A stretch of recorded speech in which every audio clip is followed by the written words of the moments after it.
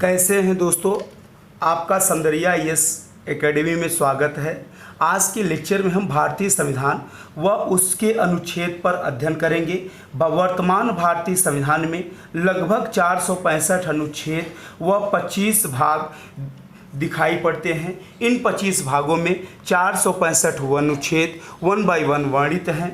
यह भारतीय संविधान के अध्ययन में सबसे इम्पोर्टेंट टॉपिक है और ये अगर इस पार्ट को अच्छे से एनालिसिस कर लिया जाता है तो लगभग 70 से 80% क्वेश्चन कॉम्पिटिटिव एग्जाम का क्लियर हो जाता है इसी भाग से। तो इस पार्ट को हम लोग अच्छे से एनालिसिस करेंगे। चलिए इसको हम 2 से 3 पार्ट में देखेंगे। आप लोगों से यह आग्रह है कि आप हमारा पहला पार्ट से लेकर दूसरा तीसरा पार्ट को भी ज़रूर देखेंगे, क्योंकि इस पार्ट को देखने से ही आपकी सारे डाउट क्लियर हो जाएंगे और इससे रिलेटेड जितने भी क्वेश्चन एग्जाम में आते हैं, यानी पूरे राज्य व्यवस्था की हम बात कर रहे हैं, तो लगभग 70 से 80% क्वेश्चन चाहे जहां से भी पूछे यहां से ज़रूर क्लियर हो जाएगा। हमने कुछ इस तरह से इसको बनाने का प्रयास किया है जो आपके लिए अत्यधिक हितकर होगा। सबसे पहला जो भाग है, पहले भाग में अनुच्छेद 1 से 4 तक वर्णित है। इसमें क्या क्या चीज़ें कही गई हैं उसको हम एनालिसिस करेंगे। अनुच्छेद 1 के अंतर्गत राज्य क्षेत्र अर्थात इंडिया या भारत राज्यों का संघ होगा, ऐसा उल्लेख किया गया है। इसके अंदर भारत को 3 श्रेणियों में बांटा गया है। एक राज्य के श्रेणी यानी राज्य के क्षेत्र, नंबर 2 संघ के क्षेत्र, नंबर 3 ऐसे क्षेत्र जिन्हें किसी भी समय भारत सरकार द्वारा अधिगृहित किया जा सकता है, यानी ऐसे क्षेत्रों को इसमें शामिल किया गया है। भाग 2 के अंतर्गत हम देखेंगे इसके अंदर नए राज्यों का प्रवेश या स्थापना को वर्णित किया गया है। इसमें क्या क्या बातें वर्णित है? इसके अंदर संसद को 2 शक्तियां प्राप्त है। नंबर 1, संसद नए राज्यों का निर्माण कर सकता है या नए राज्यों का गठन कर सकता है। नंबर 2, नए राज्यों को भारत के संघ में शामिल कर सकता है। जैसा कि अभी हमने देखा कि जो जम्मू कश्मीर था, जम्मू कश्मीर को केंद्र शासित प्रदेश परिवर्तित कर दिया गया है। इसके बाद विभिन्न राज्यों का निर्माण भी हुआ है। ये सभी संघ का ही अधिकार है। तीसरा अनुच्छेद 3 में है नए राज्यों का निर्माण और वर्तमान राज्यों के क्षेत्र के सीमाओं में नाम में परिवर्तन को उल्लेख किया गया है। इसमें के उपबंध हैं, संसद किसी राज्य क्षेत्र को बढ़ा सकती है, घटा सकती है या संसद चाहे तो किसी राज्य का नाम परिवर्तन कर सकती है। ये सब अधिकार संसद के पास सुरक्षित है। यहाँ पे एक चीज़ एनालिसिस करने की लायक है कि अगर किसी राज्य के हिस्से को काट कर नया राज्य बनाया जाता है, अर्थात एक राज्य में से जब 2 या 2 से अधिक राज्यों का निर्माण किया जाता है, उस स्थिति में राज्य विधायिका पहले राज्य निर्माण का बिल पास करती है। उस बिल को राष्ट्रपति की अनुमति से संसद में रखवाया जाता है। संसद में पास होने पर उस नए राज्य का गठन हो जाता है, जैसे कि वर्तमान में तेलंगाना का गठन दिखाई पड़ता है। एक चीज़ और यहाँ पे है, भाषा के आधार पे अगर क्वेश्चन एक आता है तो भाषा के आधार पे गठित होने वाला पहला राज्य तेलुगु था। इसके लिए पोटी श्रीरामुलु 56 दिन तक भूख हड़ताल किए थे और इस हड़ताल से इनकी मृत्यु हो गई थी। ये प्रसिद्ध कांग्रेसी नेता थे। इन्हीं का प्रयास था कि भाषा के आधार पर प्रथम राज्य आंध्रा का गठन हुआ था। इस तरह से भाग 1 में सिर्फ हम इतना देखते हैं। भाग 2 में क्या वर्णित है? भाग 2 में अनुच्छेद 5 से 11 तक वर्णित है। इसमें सिटीजनशिप नागरिकता के बारे में समझाया गया है। भारत में नागरिकता के बारे में थोड़ा सा, भारत की जो नागरिकता है वो ब्रिटेन से ली गई है। भारत में इकहरी नागरिकता है, जबकि अमेरिका की अगर बात करें तो अमेरिका में दोहरी नागरिकता दिखाई पड़ता है। पहले भारत के जम्मू कश्मीर में भी दोहरी नागरिकता था, किंतु अब जम्मू कश्मीर का जो एक्ट था 370 को समाप्त करके दोहरी नागरिकता रूपी जो एक्ट था वो भी समाप्त हो जा चुका है। तीसरा, इसकी नागरिकता के बारे में एक प्रावधान हम लोग देखेंगे।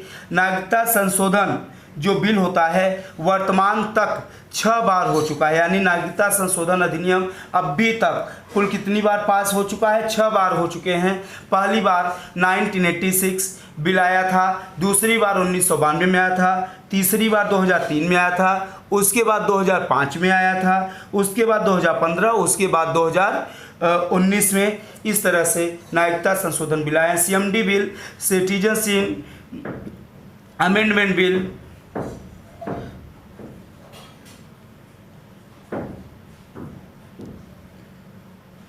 ये बिल क्या है?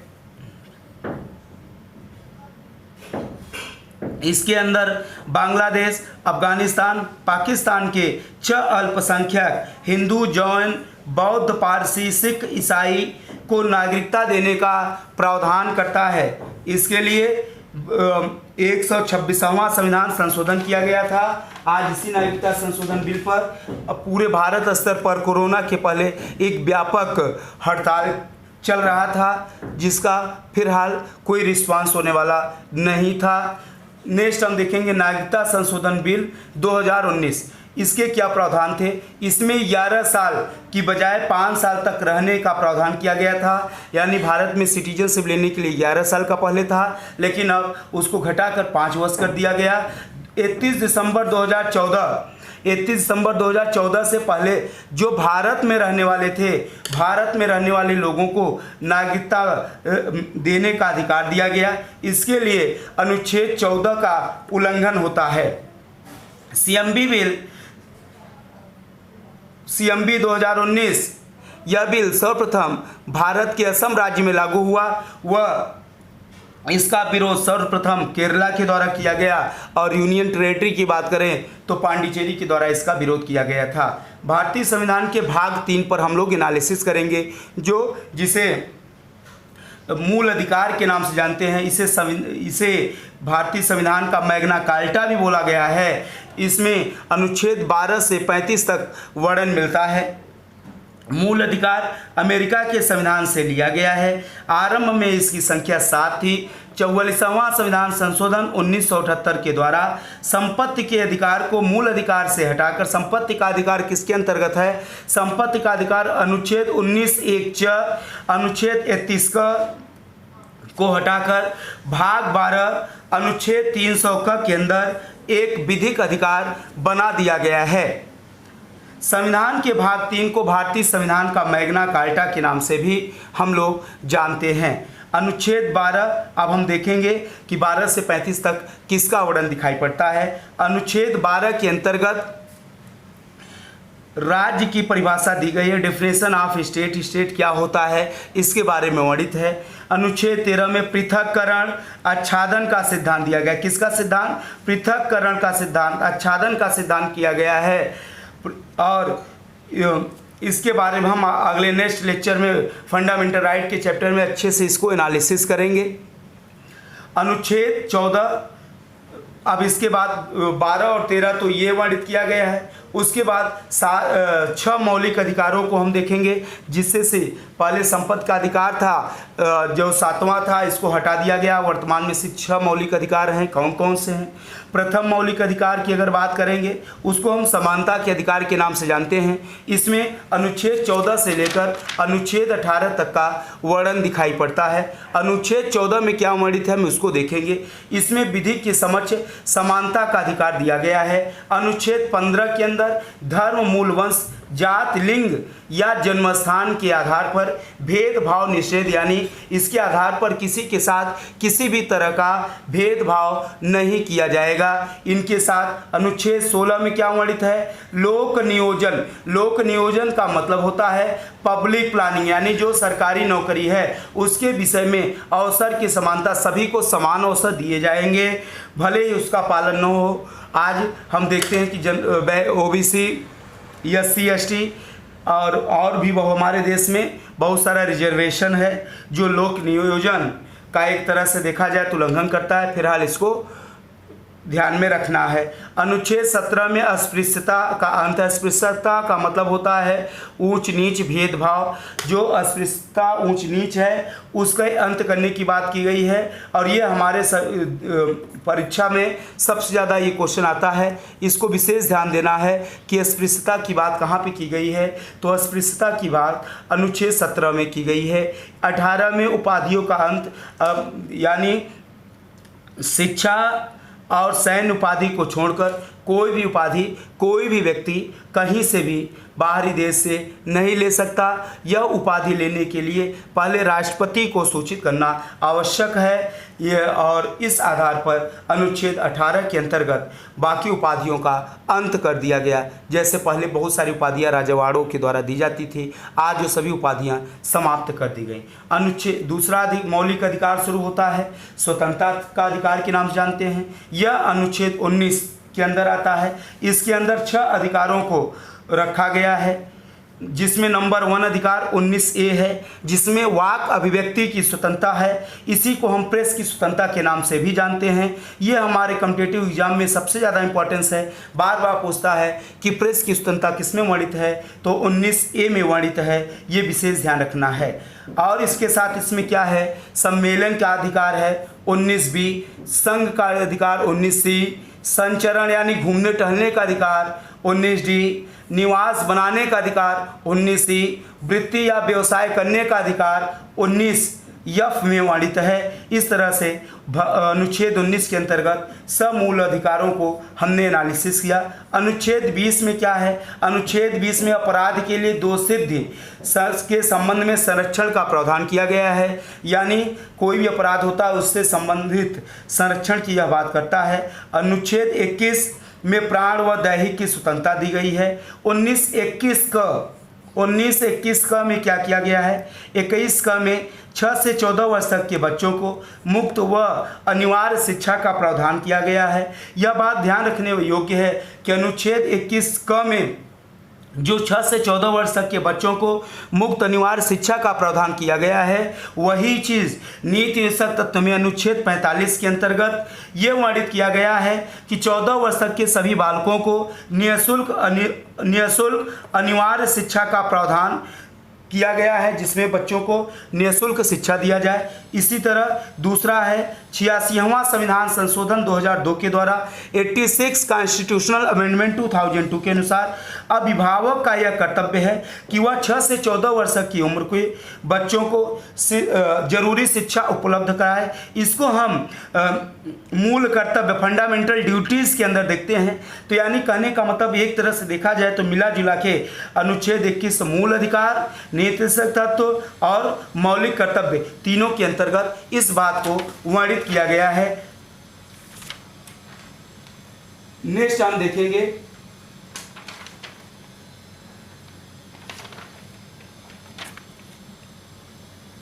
अनुच्छेद हम लोग 19, 20, 21 को एनालिसिस कर लिए। अब यहाँ पे एक खास बात देखने की चीज़ है कि इमरजेंसी आपातकालीन के समय जब हमारे देश में कोई भी आपातकाल लगता है, आपातकाल इमरजेंसी आप सबको पता है 352, 356, 360।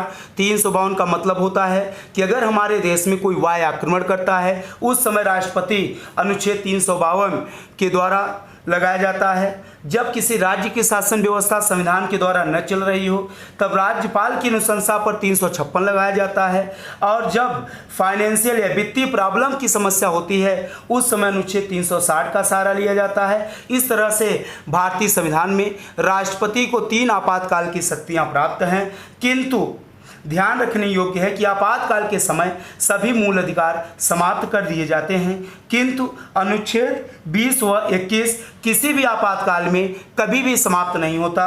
अनुच्छेद 356 के अंतर्गत जब 356 लगाया जाता है तब अनुच्छेद 19, 20, 21 को छोड़कर सभी मूल अधिकार को समाप्त कर दिया जाता है। हम अनुच्छेद 22 को देखेंगे। कुछ दशाओं में यह गिरफ्तारी निरोध में संरक्षण का प्रावधान करता है, यानी गिरफ्तारी से बचने का संरक्षण देता है। इसको हम डिटेल में फंडामेंटल राइट के चैप्टर में एनालिसिस करेंगे। तीसरा जो मौलिक अधिकार है शोषण के विरुद्ध अधिकार है, जिसे हम अनुच्छेद 23-24 में वर्णित दिखाई देता है। अनुच्छेद 23 के अंतर्गत मानव दुर्व्यापार या बलात् श्रम का उल्लेख किया गया है। मानव दुर्व्यापार का मतलब होता है कि कोई भी व्यक्ति किसी भी पुरुष, महिला, बच्चों को किसी वस्तु की भाग क्रय या विक्रय नहीं कर सकता, या ऐसा करता है तो उसे वह मौलिक अधिकार का हनन करता है और उसके ऊपर रिट दायर किया जा सकता है, या वो उसे अपराधी मानकर उससे आईपीसी की धारा के अंदर पनिशमेंट दिया जाता है। तो मानव दुर्व्यापार व बलात् श्रम, बलात् श्रम से का तात्पर्य यह होता है कि बिना पारिश्रमिक दिए कार्य कराना अर्थात बेगारी कराना ही बलात् श्रम कहलाता है। अतः सभी व्यक्ति को कार्य कराने के बाद उनको उनका पारिश्रमिक देना आवश्यक है, इसका संविधान में प्रावधान किया गया है। अनुच्छेद 24 के अंतर्गत कारखाना, फैक्ट्री या खान या खतरनाक कार्य में 14 वर्ष तक के से कम उम्र के बच्चों को कार्य में नहीं लगाया जाएगा।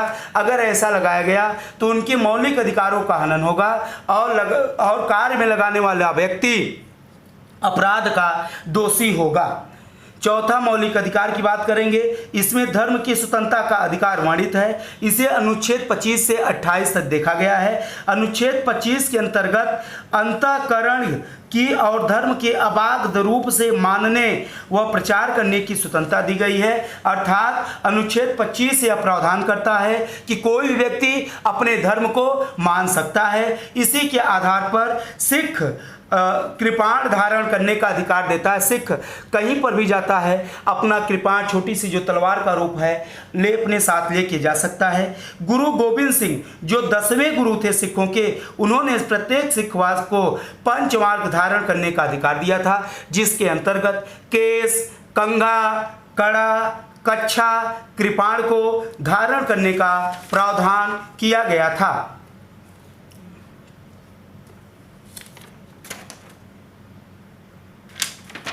नेक्स्ट अधिकार को हम देखेंगे अनुच्छेद 26। अनुच्छेद 25 हमारे एग्जाम में 23-24 ज़्यादा इंपॉर्टेंस है।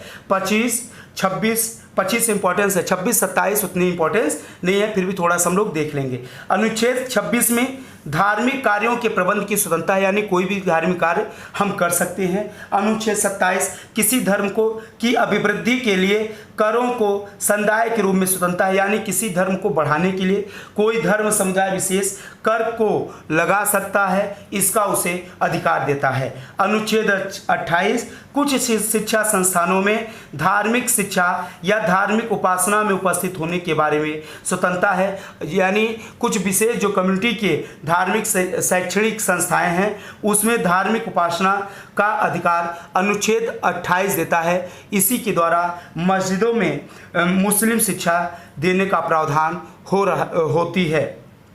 नेक्स्ट हम देखेंगे मौलिक अधिकार जो पांचवा है हमारा, सांस्कृतिक व शिक्षा संबंधित अधिकार, अनुच्छेद 29-30 में वर्णित है। और अनुच्छेद 29 के अंतर्गत हम अल्पसंख्यक वर्गों के हितों का संरक्षण देखते हैं। हमारे मन में आता है कि अल्पसंख्यक कौन है। अल्पसंख्यक धर्म या भाषा के आधार पर जिनकी संख्या 8% से कम होती है उन्हीं को हम अल्पसंख्यक मानते हैं, यानी धर्म और भाषा के आधार पर जिनकी संख्या 8% से कम हो वो अल्पसंख्यक है। इसी अल्पसंख्यक में भारत में मुस्लिम, ईसाई, सिख, जैन, बौद्ध, पारसी को रखा गया है। अनुच्छेद 30 के अंतर्गत हम शिक्षा संस्थाओं की उपासना व प्रशासन करने का अल्पसंख्यक वर्गों के अधिकार का वर्णन करते हैं। इसी तरह से अनुच्छेद 32 में संवैधानिक उपचारों का अधिकार दिया गया है। संवैधानिक उपचारों का अधिकार क्या है? इसमें यह प्रावधान है कि अगर कोई व्यक्ति किसी अन्य व्यक्ति के मूल अधिकारों का हनन करता है तो उस व्यक्ति के खिलाफ यह अधिकार संरक्षण देता है। उसके अगेंस्ट आर्टिकल 32 के द्वारा सीधे सर्वोच्च न्यायालय में और 226 के द्वारा सीधे उच्च न्यायालय में रिट दायर किया जा सकता है। डॉक्टर अंबेडकर संवैधानिक उपचारों के अधिकार को संविधान की आत्मा मानते हैं, जबकि अन्य लोग प्रस्तावना या प्रियम्बल को संविधान की आत्मा मानते हैं। इसके अंदर 5 रिट को देखा जाता है जो इस प्रकार हैं।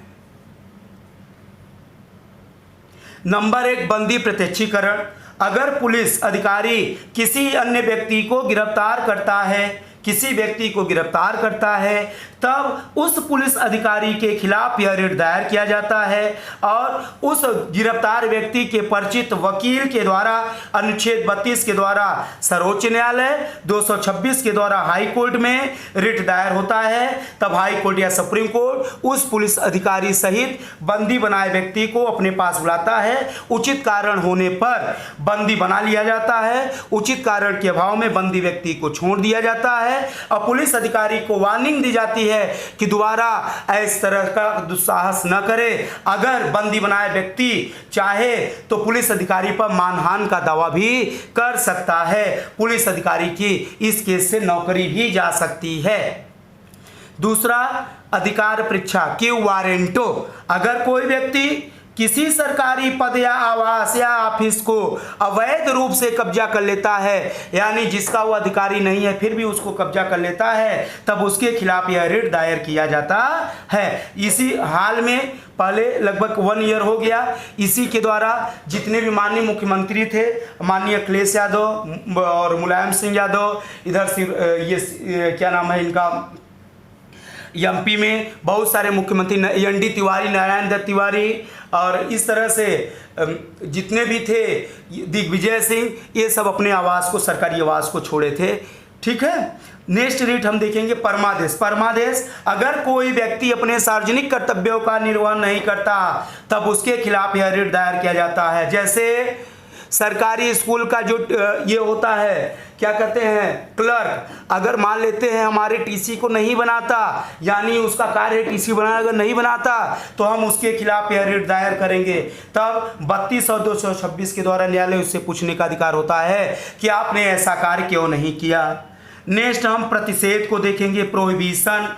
इस रिट के द्वारा उच्च न्यायालय अपने अधीनस्थ न्यायालय के निर्णय को रोक देता है। अतः अगर कोई उच्च न्यायालय कोई निम्न न्यायालय में कोई जजमेंट होता है और उसके अगेंस्ट अपील उच्च न्यायालय में दी जाती है, तो इसी रिट के द्वारा उच्च न्यायालय अपने अधीनस्थ न्यायालय के सभी निर्णय को ब्रेकअप कर देता है, केस को अपने पास बुला लेता है और नए सिरे से सुनवाई करता है। चौथे नेक्स्ट रिट के बारे में हम देखेंगे। 5वां रिट क्या है, उत्प्रेषण। उत्प्रेषण में क्या है, इस रिट के द्वारा अगर कोई पदाधिकारी उच्च पदाधिकारी के कर्तव्य का निर्वहन करता है तब उसके खिलाफ यह रिट दायर किया जाता है कि आप किस अधिकार से अपने इस कर्तव्य का निर्वहन कर रहे हो, और उचित कारण न होने पर उस अधिकारी के खिलाफ अनुशासनात्मक कार्रवाई की जाती है। इस प्रकार से भाग 3 के अंतर्गत 12 से 35 तक वर्णन दिखाई पड़ता है।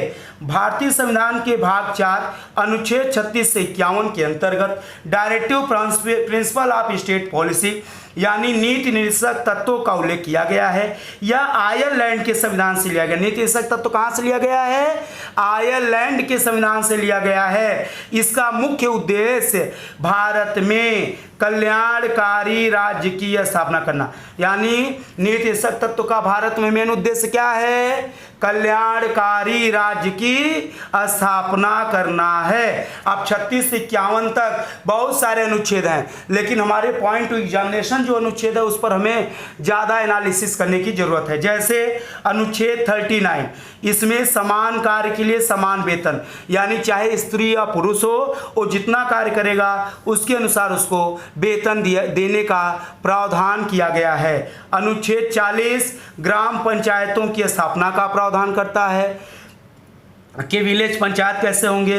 अनुच्छेद 44 यूनिफॉर्म सिविल कोड, एक समान सिविल संहिता का प्रावधान देता है कि सभी के लिए, चाहे जो भी भारतीय व्यक्ति हो, सभी के लिए समान नियम कानून है। ऐसा वर्णन अनुच्छेद 44 में दिखाई पड़ता है। इसी प्रकार अनुच्छेद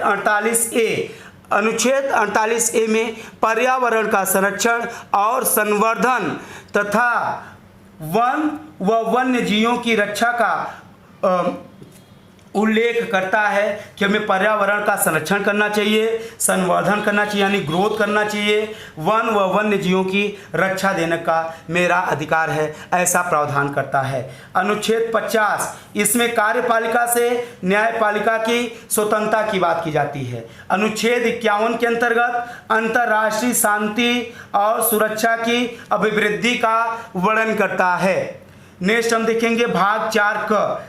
भाग 4 का अनुच्छेद 51 का के अंतर्गत मूल कर्तव्य फंडामेंटल ड्यूटीज को रखा गया है। इसे स्वर्ण सिंह समिति के सिफारिश से 42वां संविधान संशोधन 1976 के द्वारा रूस के संविधान से लिया गया है। आरंभ में 10 मूल कर्तव्यों का वर्णन किया गया है, जो 86वां संविधान संशोधन 2002 के द्वारा 6 से 14 वर्ष तक के बच्चों को शिक्षा का अधिकार देकर इसकी संख्या 11 बना दी गई है। इस प्रकार वर्तमान में मूल अधिकारों की संख्या कितनी हो गई है?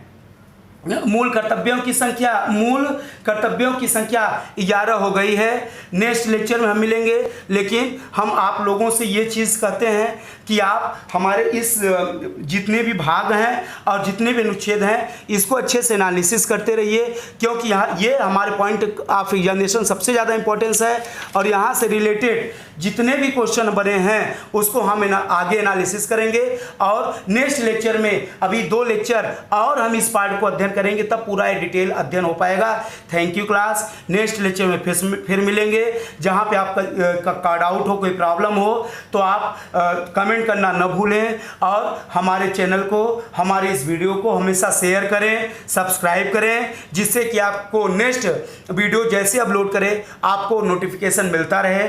Thank you class. नेक्स्ट अगले लेक्चर में मिलेंगे।